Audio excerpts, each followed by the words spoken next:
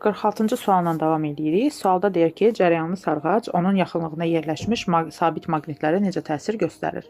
Biz bu məsələni həll etmək üçün birinci sarğacda yaranan maqnit sahəsinin induksiya vektorunun istiqamətini müəyyənləşdirməliyik. Deməli, fikir verin. Burada müsbət qütb var, mənfi qütb var. Bu müsbət qütbdən cərəyan bu şəkildə gəlir, qalxır. Bu sarğacın arxasından keçir və naqil boyunca bu istiqamətdə belə yönəlir.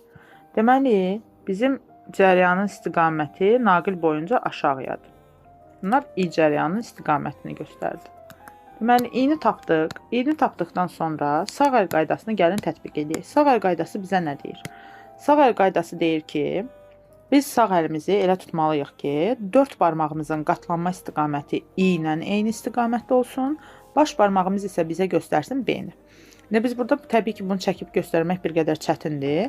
Siz özünüz əlinizi, sağ əlinizin 4 barmağını i istiqamətində, baş barmağınız isə b istiqamətində tutsanız, b-nin bu şəkildə sağa doğru yönəldiyini görəcəksiniz. Bu b induksiya vektorunun istiqaməti oldu.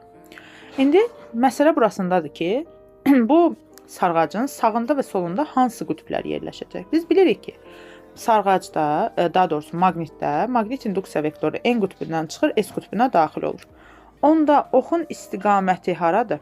Oxun istiqaməti bu tərəfdə, yəni bu hissədə çıxır. Çıxırsa, deməli, bura olacaq N qütbü, bura olacaq S qütbü.